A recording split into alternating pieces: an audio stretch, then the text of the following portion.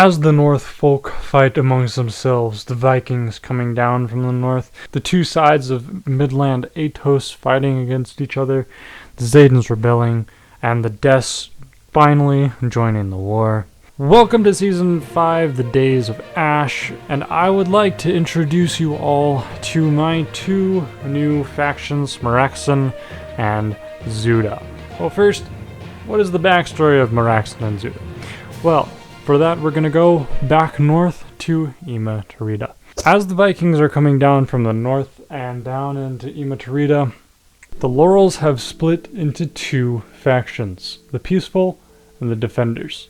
The Defenders stayed in Ima Turida to defend it against the Drœnland, but the Peaceful decided to travel down through Aetos to find a new home where they could remain peaceful. The Peaceful traveled down through Alân Khûl during the night, traveling, and they found that everybody was angry at somebody, especially the Anûn and the Alani.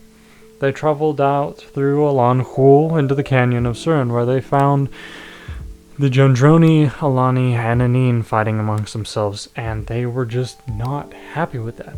So they traveled on through the canyon of Anûn down into Anûn. They traveled beyond the mountains of Imarea, down in beyond the lands of mainland Aetos, to a place where nobody had yet really traveled in the history of Aetos. Now, there were a few people who had traveled into Maeraxon, and they knew roughly that the Maeraxi did exist, but people just didn't care. There were tales of a great terror in the forests of Maeraxon, and so that just kind of kept people from going into there. And so that brings me to the two new factions. We'll start with Maeraxon since they're more north. Maeraxon is the home to a vast forest. Almost every single tree imaginable can be found in Maeraxon. There are jungles, swamps, oakwood forests, forests of massive pine trees, large redwoods, aspen groves spanning many hills, even mushroom forests, and in the heart of it is a giant tree. It is called the Heart of the Forest, and this tree is coincidentally similar to the Dominion tree. There isn't a city inside of the Heart of the Forest, but there are cities similar to the Heart of the Forest throughout Maeraxon. Now, Maeraxon is home to two races, the will-o'-the-wisps and the Orots. And the Orots and will-o'-the-wisps live together in giant tree-like cities. These cities are built out of massive trees. In fact, they are grown out of the trees. They don't cut down the trees to build anything. They just grow their houses. They grow their cities. They grow their walls and everything else in between.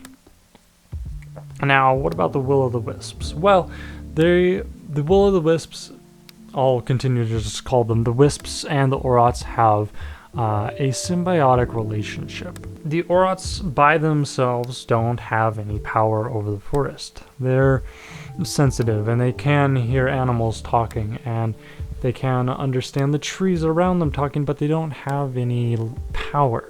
That's where the will-o'-the-wisps come in. The wisps are spirits, and in the 7 seeds of Aetos, the wisps were one of the few that were, or the spirits were one of the few that were given the elements. Now, the elements, there are 9 of them, and one of them is Vida, and Vida is everything that is living, that has a soul, and is green, and growth, that kind of thing. And so, the Orots don't have Vida, but the will-o'-the-wisps do.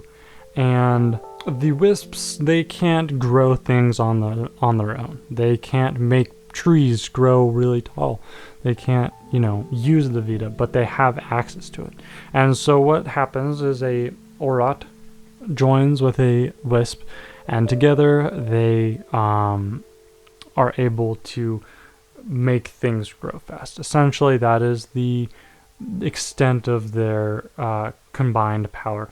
And so it's kind of a lifelong friendship that the will-o'-the-wisps and the Orots join into. Now, there's a lot more lore to Maeraxon. There's a lot of lore. and they are becoming one of my favorite factions, but I will save all of that lore for another video.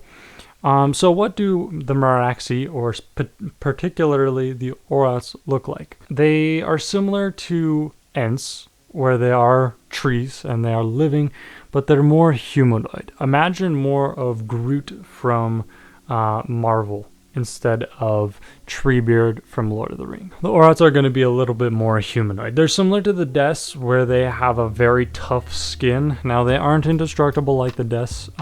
You can burn an Orc, you can break an Orc, but they're going to be a lot tougher than a human. They're also much taller, probably about 1.5 to 2 times as tall as a human being. So imagine 9 to 12 feet tall. Now, the will-o'-the-wisps, they're a little bit different. They don't have that much of a form. They tend to take on the form of a light or a small fairy. That is pretty much a wisp. Very wispy kind of fairy. They're not like an actual fairy. They're very wispy. Yeah, they don't have that much of a form. But yeah, if you want to create a character of a wisp, feel free, I would love to see it. Now, real quick, you can create your characters in my Discord. There are rules for creating a canonical character. But yeah, join the Discord, join a faction, and stick around for some live streams. Now we have Zeuda. Zeuda is a very detached country from the rest of the world. Maeraxon is very detached. Zeuda is twice as detached. We have, for human settlements, we have Taealar, Chahar, and Drœnland.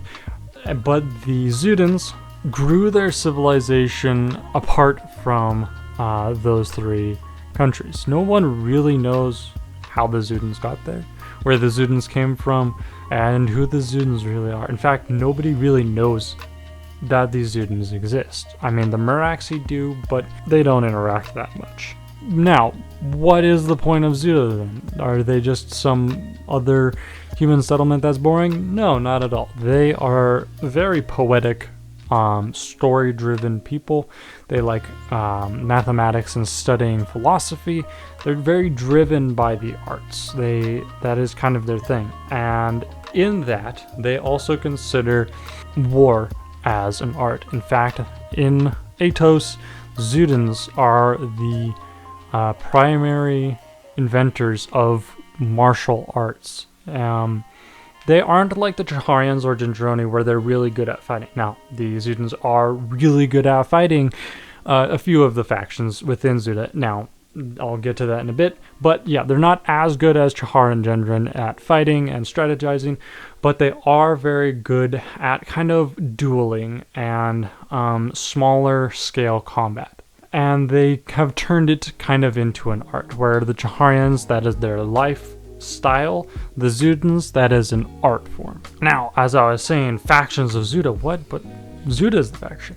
Well, yes, but Zeuda is split into several kind of states, similar to the Greeks, where they had city-states, except these states are a lot larger, not necessarily confined to a single city. The states kind of have historically fought amongst themselves for power and whatever. Now, they are polytheistic, and they do kind of similar to the Greeks, where they have their gods in a pantheon sort of system. That's kind of their main reason for fighting amongst each other. They are kind of driven by their beliefs of the gods. And that's what sets them apart from the rest of Aetos. The Zeudans are polytheistic, while the rest of Aetos is monotheistic. And that is a very big definer of this specific civilization. I will eventually explain why in future videos, but that is for, obviously, a future video.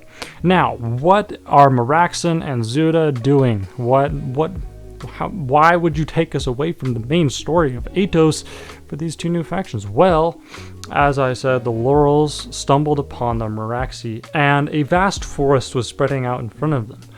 But on the horizon was seen a giant cloud of smoke rising up into the clouds. And so that brings us to the modern day Maeraxon versus Zeuda. And yes, they are fighting.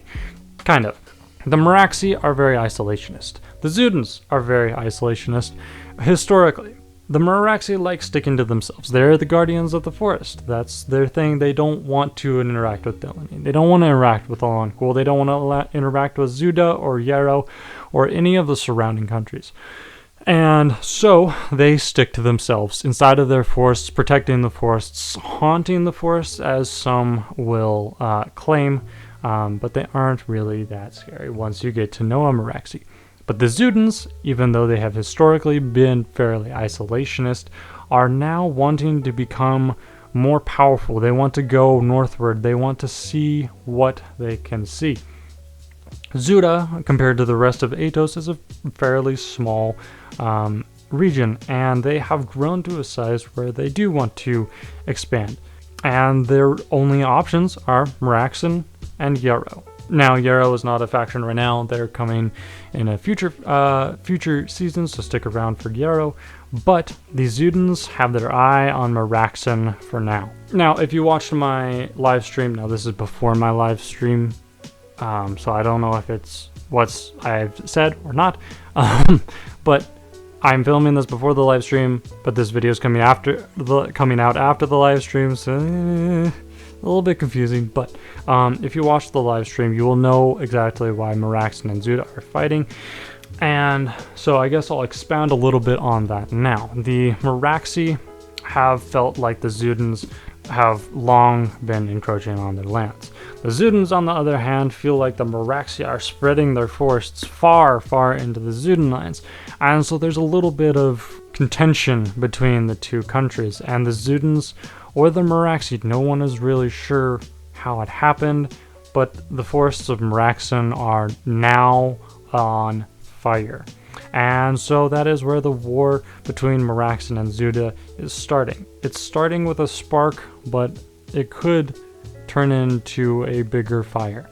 So let me know, are you going to pick Maeraxon or Zeuda, or are you going to stick with one of the other factions? But before you go, I'm going to explain what happened in Season 4, and for that, let's go back north. So last season, Season 4 was the days of ice and snow, and that's when Drœnland and Des were introduced. We started off the season with the Ima Turidans getting an oracle vision of a storm coming down from the north and a fire coming up from the south. And the Drœnlandi ended up invading Ima Turida. Now, the Ima Turidans, as I said earlier in the video, split into kind of two factions, the Peaceful and the Defenders. The Defenders stayed in Ima Turida, while the Peaceful traveled down through Alân Khûl, down through Taealar, into Alân Khûl, into Drønland, and then, of course, down into Maeraxon. So the Defenders set up battlements and sent out scouts onto the battle plane of Khor Amurath, and in between Khor Amurath and Lake Orlan. The Drønlandi came down into Ima Turida, and that is where they fought.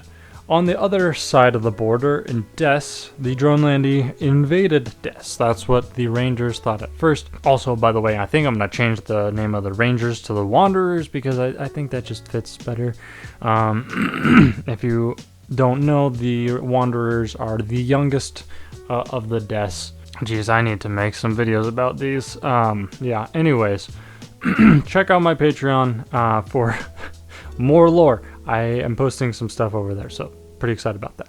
But anyways, the Drønlandi invaded Des, but they ended up coming to peace, and actually the Drønlandi's original point of going to Des was to make peace with them and ask the Des to join them in the war to go southwards. Now, the Drønlandi wanted to expand their land southwards because the ice is cold, and they're having difficulties living so far north, so they want to invade the Southlands. And so the Decians, off of the promise of knowledge and unlimited questioning of the other races, agreed to join in Drønland in their crusade. So the Drønlandi and the Des then are on their way to invade Gendron. On the other side of the continent, over here in Zeda, the Zedans and Taeans are fighting on the beaches of Zeda. The Iron Armada has been making their way towards the Nysa, but luckily the Zedans were able to ward off the Taean threat for now. The Taeans had to back off and retreat, and the Zedans are headed back to Denysa to also take a breather and figure out what they are going to do against the war machine of Taealar.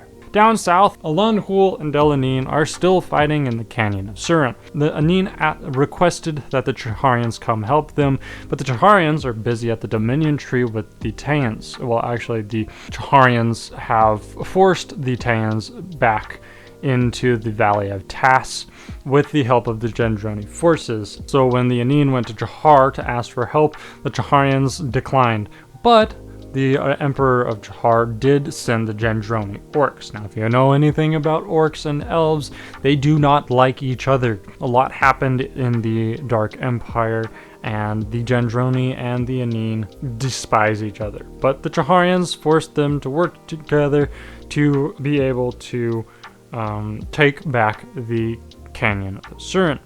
So the Gendroni and elves made their way to the Canyon of Surin, and the Alani met them there right about the halfway point into Canyon of Surin. And so that is what is happening now. The Gendroni and Anûn are currently forcing the Alani out. And so that is essentially all of the battles happening right now. Drœnland and Ima Turida are fighting. Drœnland and Des and Gendron are maybe fighting. There are some peace terms in the works. Gendron, Chahar, and Taealar are fighting. Gendron and Anûn and Alân Khûl are fighting here in the Canyon of Surin, and Taealar and Zeda are fighting. Now that was all that happened in Season 4, and it was pretty fun. A lot of you guys really enjoyed it. I had a blast doing Season 4. Check out my Discord, link is down in the description. Also check out my Patreon where you can get more lore. The Discord is where we do a lot of our kind of faction stuff and interacting with each other. Live streams are every Friday night at 7 p.m. Mountain Standard Time. Join those. That is the biggest thing for lore in all of Aetos. Hope you guys enjoyed the video. See you next time. Peace.